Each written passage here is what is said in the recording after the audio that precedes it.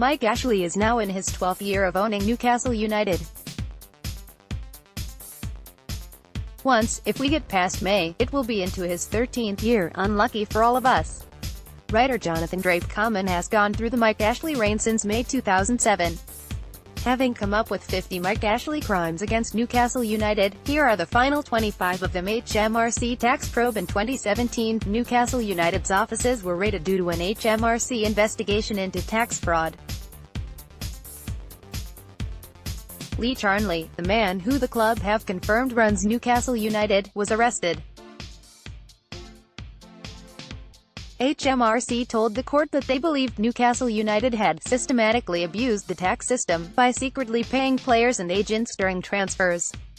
Further details regarding the ongoing HMRC investigation have not yet been made open to the public. Deceit and disrespect towards Rafa Benitez. This could be a long one, of course, and Mike Ashley's treatment of Rafa Benitez has been well publicized in the press. There's the obvious issue of transfers and investment. For me, though, the big one is that Mike Ashley has allowed Rafa Benitez, the manager of his football club, to be derided in the national media. In some cases, friends and associates of Mike Ashley have been the ones doing the disparaging. Wise, Ferdinand, Keys, Sherwood, Jordan, etc.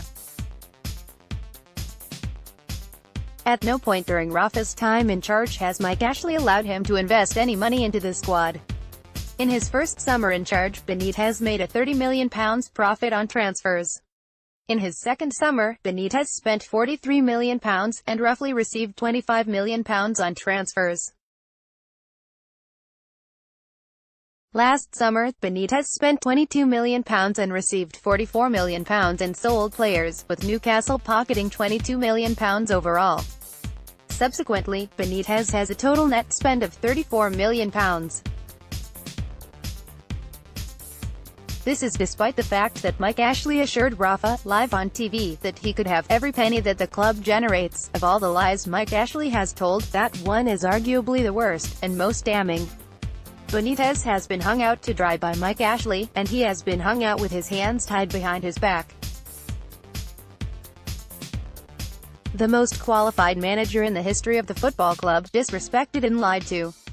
Mike Ashley lies. The club admitted to the tribunal that it repeatedly and intentionally misled the press, public and the fans of Newcastle United. More lies, some big, some small, can be found here.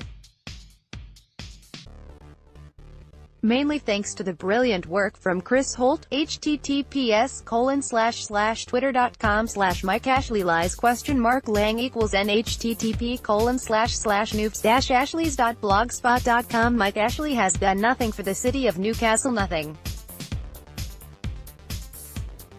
Leicester City's late owner made serious attempts to invest in the local area.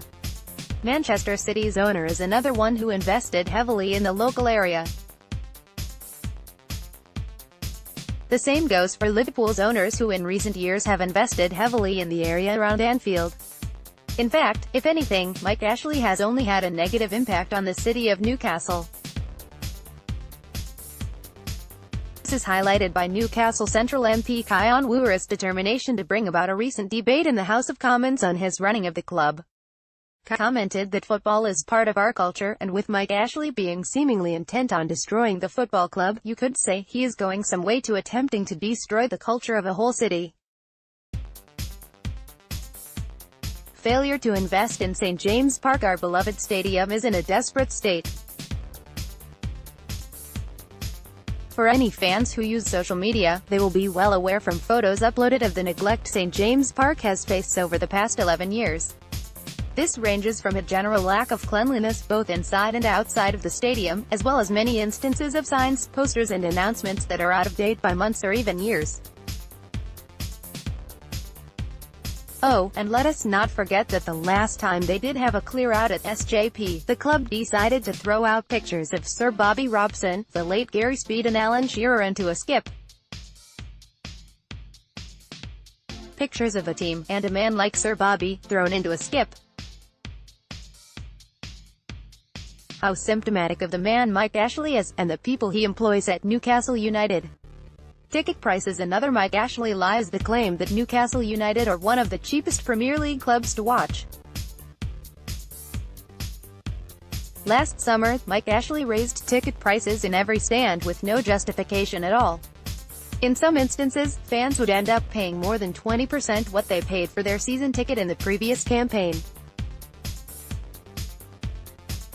To sit in the Gallowgate or Leazes, adults had to pay £628 for a season ticket, whilst standard seats in the East Stand in Milburn were £772.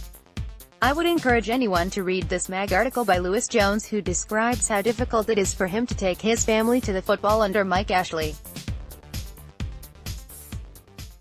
Failure to invest in the Newcastle United playing squad. This may seem like an obvious one, but it is important to stress that this is not an issue which has only arisen under Rafa Benitez. Of course, the likes of Keys, Wise, Ferdinand may go back to the summer of McLaren, or certain January windows, without providing any context. The Newcastle United playing squad has suffered from underinvestment for 10 years now. From not investing during their first spell in the Championship, to not spending the Andy Carroll money, to relying on cheap French imports, to refusing to improve a team that somehow finished 5th, to going a whole year without making a permanent first-team signing, to relying on loan signings. It is beyond belief. Have I mentioned Newcastle United's Purple Players theory? You can read about it here. The Strawberry Place development, an action that has largely been underreported but has incensed Newcastle United fans more than most things, is in regards to the Strawberry Place development. The area, the land around St. James Metro Station, is a personal development by Mike Ashley. This essentially makes it almost impossible for Newcastle United to extend the stadium, given the well-publicised logistical problems of extending the East Stand, and the fact that an extension on the Milburn and Leazes stand is not feasible. By doing this, Mike Ashley has placed an infinite cap on the size of the stadium, and thus the potential the club has to grow in the future, regardless of whether he is here or not. League Cup record under Mike Ashley. Under Mike Ashley, Newcastle have never made it past the 5th round of the League Cup. It is a record in a cup competition that is not just poor, but when given the context of specific seasons under Mike Ashley, makes weary reading. From losing 2-0 to Arsenal's youth side to throwing a game against Manchester United with a weakened squad, in which Newcastle fans were charged £49 for a ticket, it might not seem too bad until you take into account embarrassing defeats against Peterborough, Sheffield Wednesday and twice against Nottingham Forest. The FA Cup record has received a lot of attention, but let's not forget that the policy of throwing cup games extends to all cup competitions under Mike Ashley. FA Cup record under Mike Ashley. Newcastle United, 6 times winners and 13 times finalists, have never reached the 5th round of the Cup under Mike Ashley. They have been knocked out by Hull City, West Brom, Stevenage, Brighton, twice, Cardiff, Leicester, Watford, twice, and of course, Oxford United. In the 11 years previous to Mike Ashley's reign, Newcastle reached 2 finals, 2 semi-finals, and 2 quarter-finals. European football under Mike Ashley. Again, a quick comparison is all that is necessary. In the 11 years before Mike Ashley, Newcastle United reached the UEFA Cup QF in 1997, Champions League GS in 1997, played in the UEFA Cup Winners' Cup in 1998, last 32 of the UEFA Cup in 1999, last 16 of the Champions League in 2002, Champions League qualifier in 2003, semi-final of the UEFA Cup in 2004, QF of the UEFA Cup in 2005, last 16 of the UEFA Cup in 2007. In the 11 years since, Newcastle have played in Europe once and been relegated from the Premier League twice. League position comparison. In the 11 years before Mike Ashley, Newcastle United finished 2nd, 13th, 11th, 4th, 3rd, 5th, 14th, 7th, 13th. In the 11 years since, Newcastle United have finished 12th, relegated, Championship, 12th, 5th, 16th, 10th, 15th, relegated, Championship, 10th. They are currently 17th in the table and in danger of a 3rd relegation. Refusal to break Newcastle's 2006 transfer record of £16,500,000. The failure to break the club's transfer record acts as a symbol of the neglect Mike Ashley has shown the club throughout his tenure. A look at other teams in the Premier League tells a story. Man Utd £89 million 2016, Liverpool £75 million 2017, Chelsea £71 million 2018, Man City £60 million 2018, Arsenal £56 million 2017, Everton £50 million 2018, Tottenham £42 million 2017, West Ham £40 million 2018, Leicester £29 million 2016, Fulham £27 million 2018, Palace £27 million 2016, Bournemouth £25 million 2018, Southampton £22 million 2018, Watford £18.5 million 2017, Cardiff £18 million 2019, Wolves £18 million 2018, Huddersfield £17.5 million 2018, Brighton £17 million 2018, Burnley £15 million 2018. Then there is Newcastle United, who have been a Premier League club for all but three leader seasons, £16.5 million 2005. Matchday income under Mike Ashley. Matchday income in the recent Deloitte Top 20 showed that Newcastle United's matchday income hasn't been lower since 2000.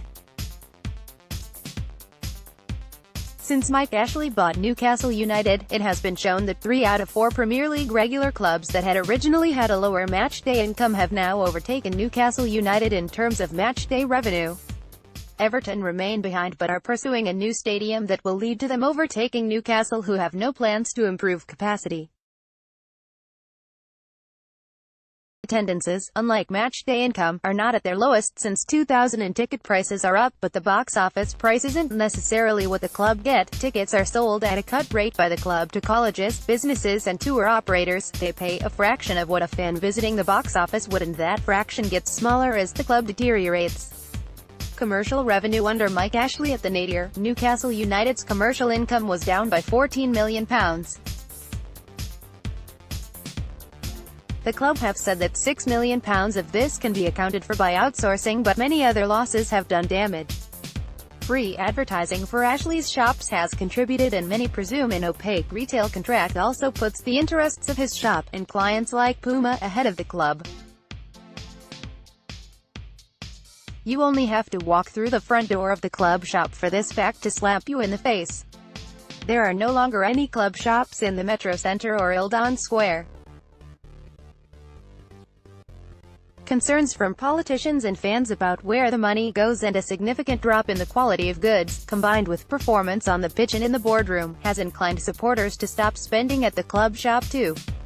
Ultimately, those sums are dwarfed by sponsorship, and Ashley's taken the club from one that was paid handsomely to promote multinational banks and media companies to one that struggles to compete for deals from bookies and payday loan companies. And Mike Ashley took over, Newcastle United were the 13th most valuable team in the world according to Forbes' list of most valuable football teams in the world. 11 years ago, when Mike Ashley took over, Newcastle United were ahead of Tottenham and Borussia Dortmund in terms of club value. Newcastle United were only 2 places behind Liverpool in the list. Newcastle United were only 4 places behind Barcelona in the list. Newcastle United were the 13th most valuable football club in the entire world. I could not find where Newcastle United are now, but they no longer feature in top 20. What happened? Mike Ashley, do Newcastle United even have a supporters liaison officer? For me personally, the most telling thing about Newcastle United is that they no longer have a supporters liaison officer.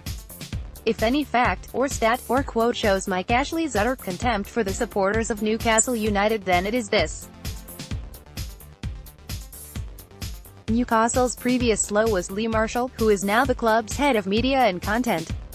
His LinkedIn states that he has not been the club's slow since July 2016, over 2.5 years ago.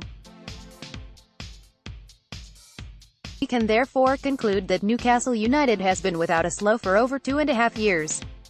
The club have been asked on multiple occasions who is the slow, to which there has been no reply. A shambles.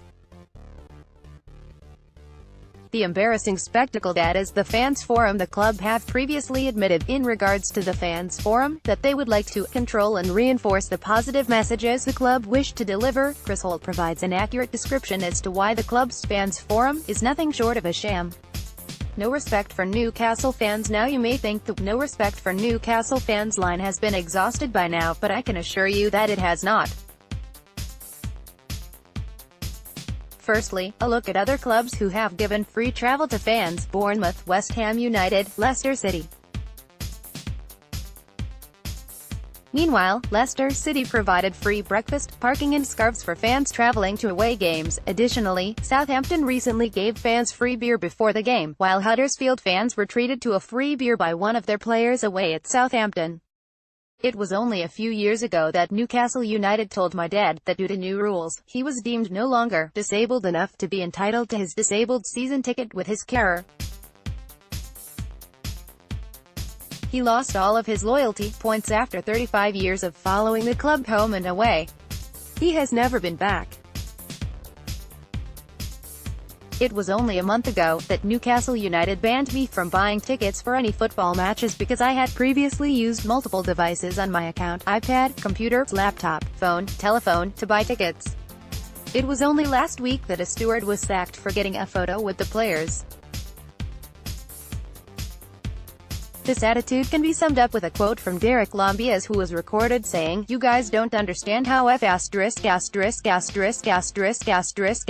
horrible we can be," only at Mike Ashley's Newcastle United. January transfer windows. While the topic is relevant, we cannot ignore what Mike Ashley has done in previous January transfer windows.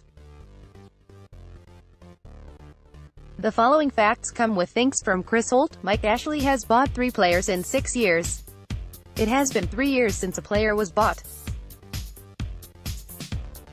0 players bought in 4 of the last 5 windows, spent £10 million or less in 9 of 11 windows, made a profit or broke even in 7 of 11 windows. It is also important to note that the time Mike Ashley has attempted to spend any money in a January transfer window is when the threat of relegation, and therefore a personal financial hit, has loomed large.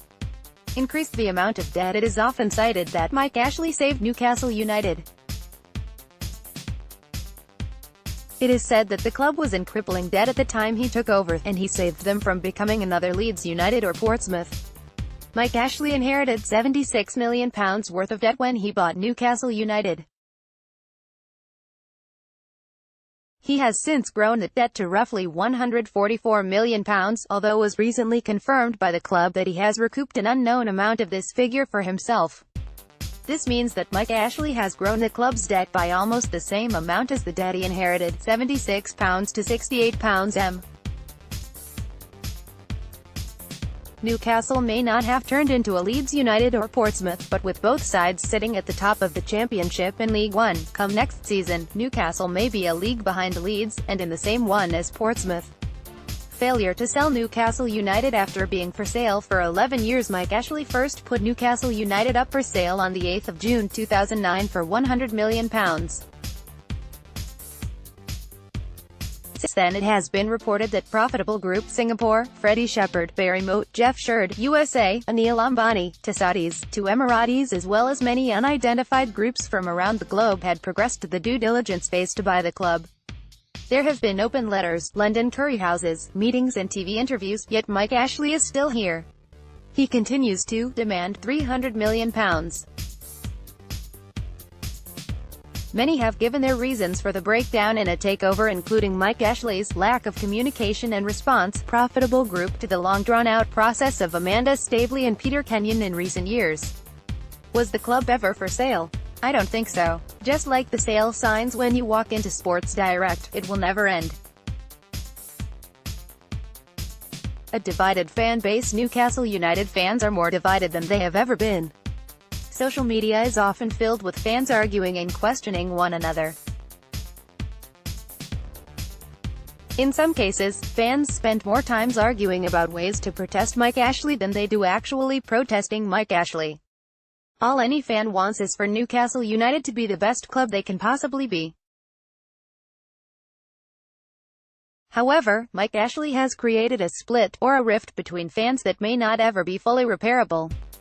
Even when Ashley does go, and it will happen one day, I fear there will always be the inevitable "what did you do?" or "where were you when your club needed you?" Non-Newcastle related personality, Sports Direct ethics, admissions made in court.